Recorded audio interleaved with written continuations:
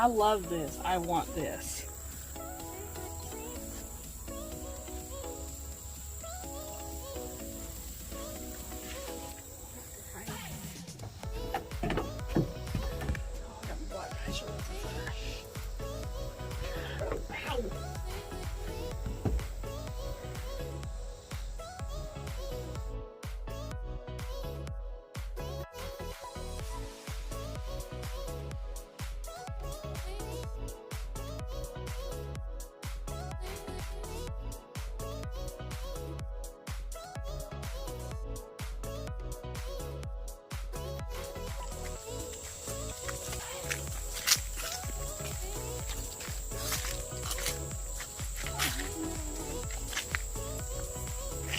Back here.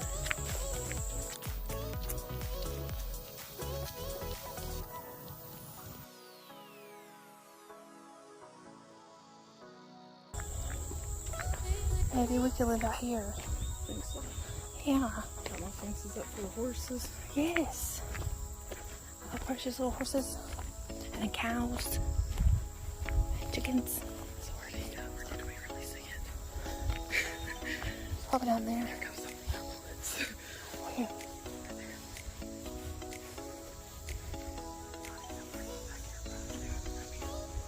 Do they live here? No.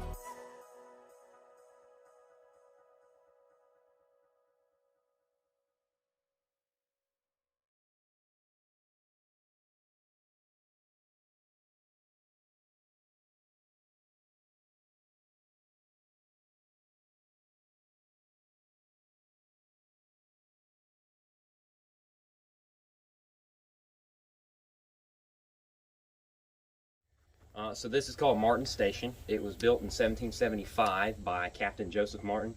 He's from back east in Virginia. He comes out here first in 1769 to claim a grant, and he builds a cabin and raises a crop of corn. And in the 18th century, that was a legal way to claim the property you were supposed to own. So that fall, he's fearing an altercation with a party of natives who's coming through, and so instead of, trying to, make contact with them, he and his men go back east. In 1775, he comes back out here and builds Martin Station. So 20 years ago, this was reconstructed based on diary information from one of Martin's company who was here in 1775. He said that the fort enclosed about a half acre of ground. It was in the shape of a parallelogram. It had about 6 cabins inside. And so this is exactly what you're seeing here today. Now, when we reconstructed this fort, everything was done with period tools and period techniques. So all the lumber was hand hewn, set up here. All the cabins put up using hand tools and hard labor. So you're seeing exactly what would have been here in 1775. I want a fork. I do too. I want to live here. It's nice.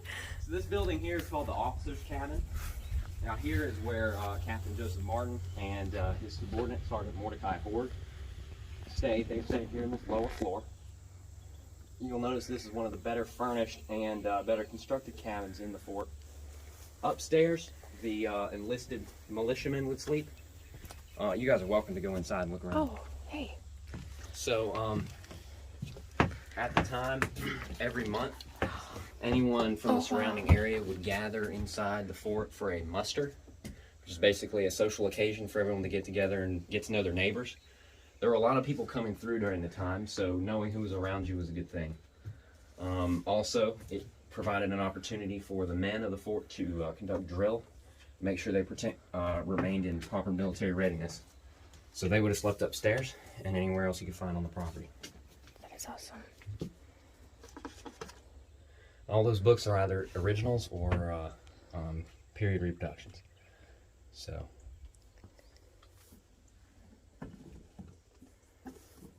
Is that like their burning torch? No. That's actually an implement for the cannon, Okay. which we'll show you guys in a minute. Yeah. Mordecai Horde was the commander of the artillery here, so all of that would have been kept here. You'll see the artillerist box with the handles there under the bed. Oh. That would carry the ammunition for it. Now the bed's pretty curious because it has a rope frame. You can see that underneath.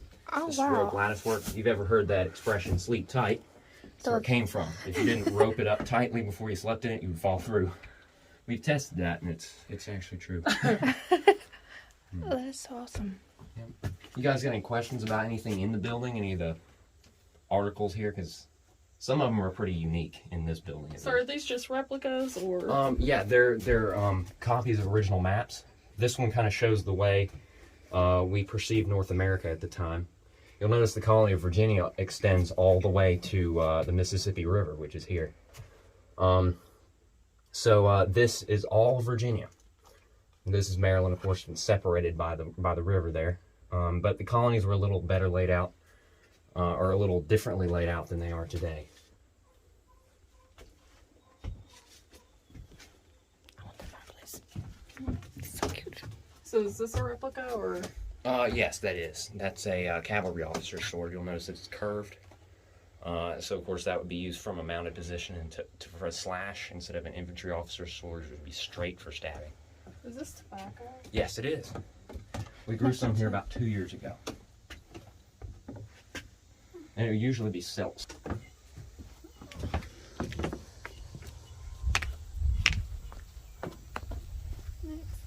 Over here. Yeah. So we need to rent it. So over here we got a cabin that we're working on at the moment. There was an original one that looked about like that one on the site before, and it was starting to get in bad condition, so we tore it down. Just rebuilt it around the original chimney. The logs are poplar, and you can kind of see the way we've got it constructed here. All the logs were hand hewn. Then they'd be they're notched and set up almost like Lincoln logs today. So they're all set up here. Then we're working now on getting the roof shaped. Once that's done, we'll start the process of putting shingles on the roof. And you'll notice we don't use nails for our shingles. We use a different process. Number one, iron was really hard to come by out here. And so you wouldn't want to waste 3,000 nails on a roof. All right. So instead what we do is we set the shingles up, and then we use the weight logs that you'll see on top of the cabins there to hold them down. Those serve two purposes. Number one, it's a huge conservancy material. But also, if a spark were to catch the roof of the cabin on fire from a chimney, or a torch was thrown against it, was ignited somehow, you could knock the two large pegs you see holding each of those logs up. Oh, yeah. And then you could poke the roof up from underneath, and the roof would fall off, and the cabin shell would be safe. Unfortunately, we got to test that theory too. It also works. So, Burn pit? Yes. yeah, that's where we do most of our cooking. In the 18th century, here in the fort, most of the cooking would be done communally. Obviously, your cabin, you wouldn't really want to heat that up during the summer because it's your best source of shade. So you just want to use a common fire here. Also, it conserves fuel because, again, fire is something that's pretty precious out here. We have the ways to make it. We have plenty of material, but also we want to make sure that that's kept all right. Over here, you'll see a cabin that's basically representative of any you find out here on the frontier. You guys are welcome to step inside and look around. You'll notice there's a very small fireplace. It was used for heating, not cooking. So in the winter, you just pile in here to keep cool. You could sleep about Oh, wow. 11 to 13 people in here. In here? Yes, ma'am. You just line them all up on the beds, on the loft. Not if you People would say sleep my on the floor. family. I can't say we've ever gotten that desperate, but sometimes we thought about it. So do you guys stay out here all year? We don't stay out here permanently. Oh, I okay. mean, we all work here, so we're out here every day. Yeah. But a lot of times, yeah, we'll spend a good week here sometimes, sleeping out. And I'm jealous. Me too. It's like our come here, look Y'all retreat. might campers. well, we actually have an event. Usually, I mean, this year it was, you know. I should have had that on video. Oh my god. What? Her sheep. Can't touch it. Can't touch it. Hey there, little fella. Poor girl. I'm gonna stay over here. They're a little shy at me. You're so soft. Baby, so soft. Well, I can't feel it. You I'm won't let me. sorry. You're being a hog. Hey. You want Hi, honey. Oh, I want it. You want it? Yeah, I'm gonna take it home. Keep it I in the do. kitchen. Everything's good. So here's the cannon we were talking about. I'll give you guys a quick overview of how this thing shoots. I wish we had a group big enough to fire this thing because Oh, that would be super fun. fun. But so Do you fire them? yeah, we do. Now, probably over the weekend we'll have enough guys to do it, but you're supposed to have an 8-man crew. Usually we make do with 5, but we can't do it with 3. So you're saying we need to come back on the weekends? Oh, well, I mean, I'm not sure if we're going to do it this weekend, but I hope so. I certainly do. So we call this one a 3-pound cannon. Any guesses as to why? Because it's little. I don't know. So, reason we call it a 3-pounder, it fires a 3-pound iron ball. That's what I was thinking. I should have said it. So we put a 3-pound ball and a 1 pound of powder in there. That comes in a linen bag. That way, you know, if the powder and the charge are separate, make sure that nothing serious happens. If you put the powder and the charge together, they happen to go off, you've got a huge problem. So that'll all be pushed down the barrel. Now, before we do that, we'll use this. We call it the search piece right here. You also call it a worm. And what it does is you push it down and turn it around in the barrel of the cannon to make sure that there aren't any particles or debris left from the previous charge. Because obviously with the black powder, if there's residue left over that's still got a spark in it or something like that, you push another pound of powder down, load another charge down, it could go off prematurely and damage your crew. So that's the first bit. And then we're going to ram down the charge using the back of this. Now you'll see the vent right back here, this large hole here. So we'll take a quill, just the end of a turkey feather or something like that, fill it up with black powder so both ends are open. We'll stick that down so that way it kind of primes the cannon. And then it'll be lit using the slow match you'll see right here. And that'll just be lit at the end and touched off. Once that's done, the cannon's gonna be very hot. So what we do is take this, is what you saw in the cabin earlier, we call it the sponge. You soak it in the water down there and run it down the barrel just to clean the barrel out and also to cool it off a little bit. That's our bake oven over there. I want one of those too. Me too. I want to make a pizza. It's super fun to use, and it's also very low maintenance. The way we use this thing is we just make a little fire here on this hearth, and we let that heat for about 2 hours usually. And then we'll rake all the coals out, put whatever we're gonna cook in there, close it up, let it cook until it's done. We take it out, and this thing's very efficient. We've one day we cooked, I think, 22 loaves of bread in here. Then we cooked dinner in it. I think it was a whole chicken or something. And then the next morning it was still hot enough to make breakfast. So Wow. it works really well. Is it just made of clay? Yeah, it's made out of the same stuff that you see used to fill in the cabin cracks. That's what we would call daubing. It's just clay, straw, and usually a little bit of horse manure. We try to keep that to a minimum. But the base is just river stone. We've got some fire brick inside just to make it extra efficient. So when we have a zombie apocalypse next year, we need to remember this. When you mean come to the fort? Everybody Yeah. meet at the Well, fort. last year when everything was going on, we kind of snuck back here and stayed for a while. It was nice. That's awesome. Are these real? Yes, they are. That's a bear right there. I know this is horrible, but this is so cool. And you love bears so much, and you think this is cool. They were like awesome in the living room floor in front of the fireplace. Oh, And we got a raccoon and a fox over there. We got some beaver over there, and there's a very large bear over there. I know, I want one of those. Now this building here, we call it the Fort House or the Ordinary. Today we call it a tavern. So this was the first building built here before the stockade wall was constructed. So it served as a blockhouse as well. All 18 guys slept in here. So it was naturally the largest building in the fort. Now, after the fort was built, it served as a tavern for travelers coming through. Hundreds of thousands of people came through this way in 1775 and in the years afterwards. So, the next stop on the Wilderness Road was Boonesboro, which is 150 miles away. So if you were traveling this way, you would have stopped here. You'll notice Have a you been to huge that one? fireplace over here. This one is for cooking, not heating. We cook for 50 people over this thing. Wow. But it doesn't heat really well. About 70% of the heat will go straight up the chimney. So we use the high back seats, and we push them up closer to the fire. It creates sort of a wall, and it helps keep everything cool. And again, if you guys have any questions about anything you see in here, just let me know.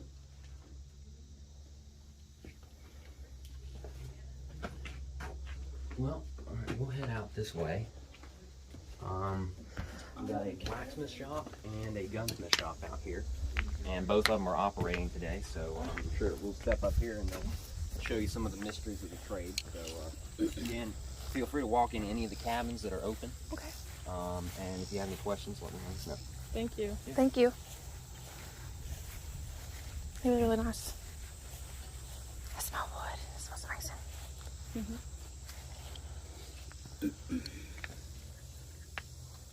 Hi guys, Hi. how y'all doing? Good. How are you? Pretty good, I can't complain. Not that it'd do me any good anyway. Well, this is our blacksmith shop. And obviously this is a working shop. These small shops out here on Frontier were not meant for mass production. They were primarily meant for repair work. They did do some production, but not a lot. Now, you have to take into account that when Captain Martin built the first station, he was 50 miles beyond the frontier at that time. So my bellows and my stump handle and the iron that I would use, called pig iron, that came in 50-pound nodules, would all had been brought out on horseback. Now, the medium that we used to heat with was hardwood charcoal. It was easier to make hardwood, it was easier to make charcoal right here on site, rather than spend the manpower of sending men up to mountains to mine coal. They knew that there was coal there. When it only took 2 men to mine the beehive for the charcoal. So what I'm going to do is I'm going to do a small demonstration for you on how to make a nail. Now, nails were not a necessity out here at that time, but the Eastern Seaboard, where the cities were already established and they were building regular timber frame homes, nails were a necessity. Now, they had nail shops set up there that were producing thousands of nails a day. They had several forges.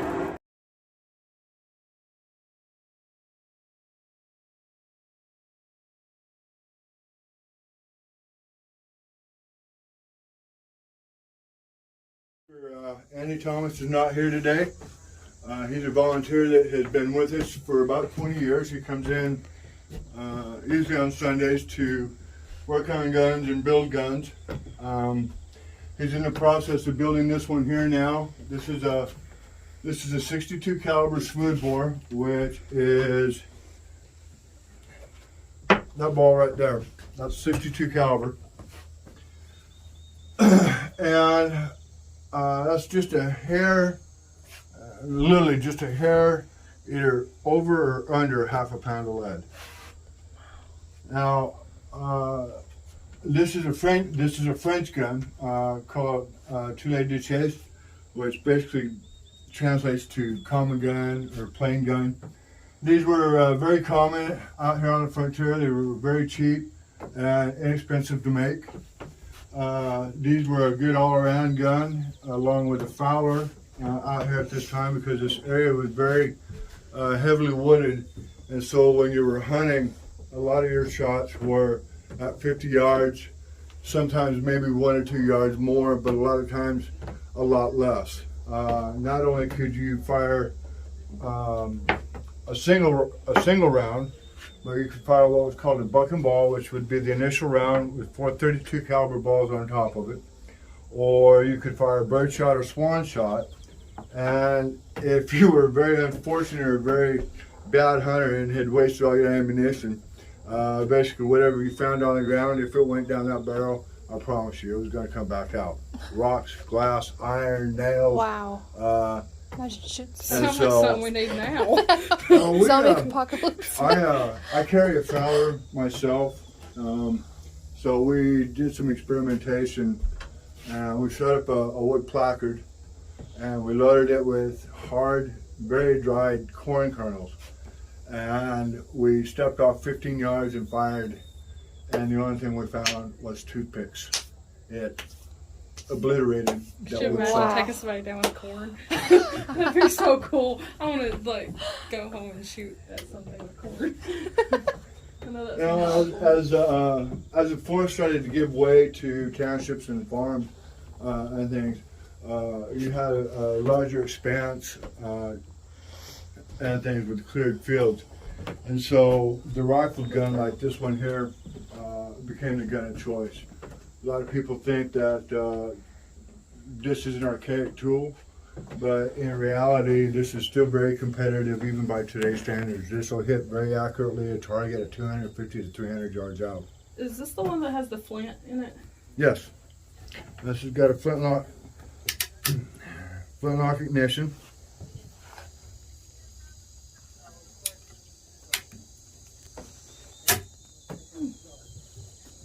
It don't seem like it would have a lot of power behind it. It's not about the power. It's not about the power that the hammer that comes down.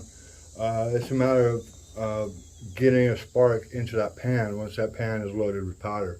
Okay. Oh, that makes sense. Yeah. Right? Just from the westerns. Just from Western. Yeah. Would you like to see this go off? Yes. Yes. Okay. Then we'll step outside. Yes. I don't think it'd be very relevant for us to shoot it off inside here. Oh, just about fell. Don't fall. I can't come back and get you till you shoot this. I gotta see it first. Well, so you see in movies that it always sees the spark, Yeah. but you never see them like loaded up and stuff like that. Now the loading in this is a little bit different than the loading of a military musket because of the fact that this is a rifle gun, and typically these would have been loaded from a powder horn that you carry. I have a military musket round with me, so with a military musket, the first thing you do is you handle your cartridge. You prime your pan, close the frizzen, pour the rest of the powder. Typically this should have a lead ball in it. Shove the paper in a bowl, all of it down the barrel, and put the paper down to make it a little bit louder.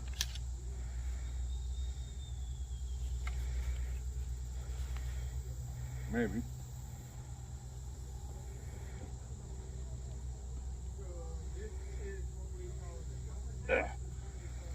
Maybe not.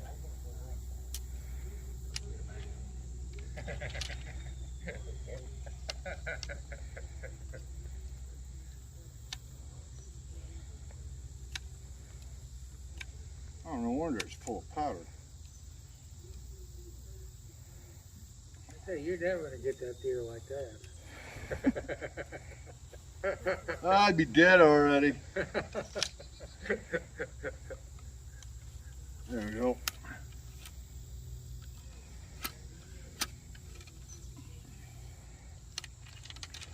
Now, we're loading a rifle gun. Rather than loading the pan first and then the powder and the ball, with a rifle gun you'd be carrying a powder horn, you'd load your charge first.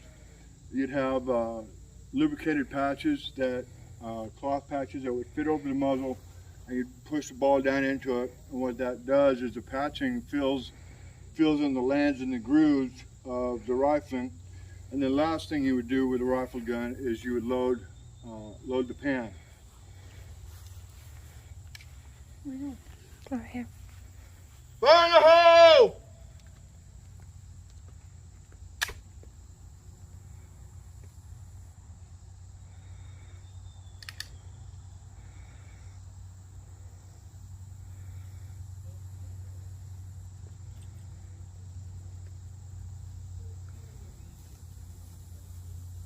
One more time.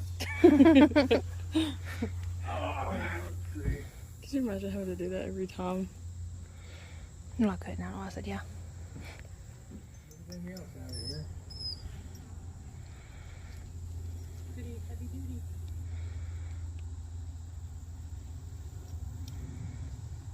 Fire in the hole!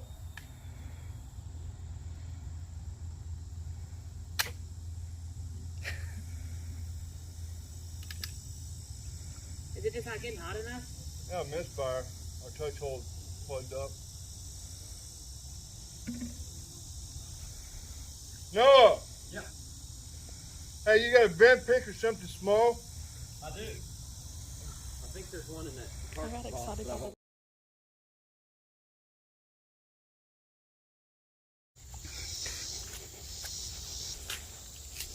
You hear me?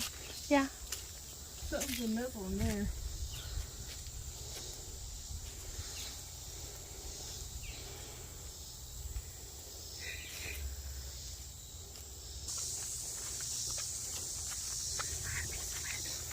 I do too. Is that like a dog house? I'm still.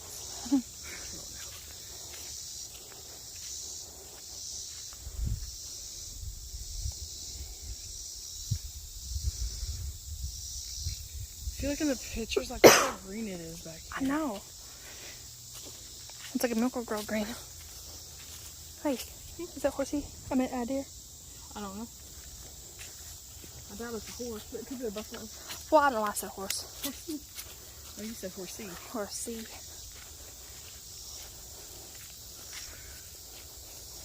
Hey, why can't this be our anniversary or honeymoon getaway? I would totally come back here and camp. I would too. Just me and you And nature. and nature. And the bears. And the buffalo. Oh, this way.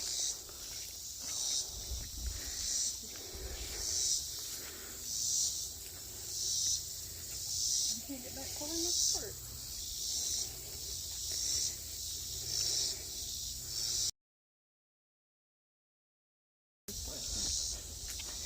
Is that sugarcane pieces on top of it? This? Yeah. No, it looks like a, almost like a backer stop. Hold on. Look, there's a little guy here, don't bother him.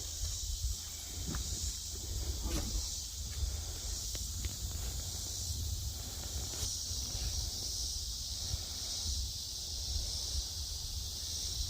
Okay.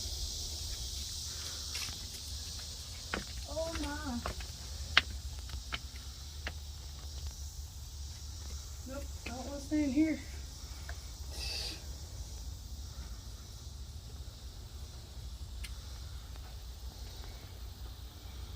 It's cool though.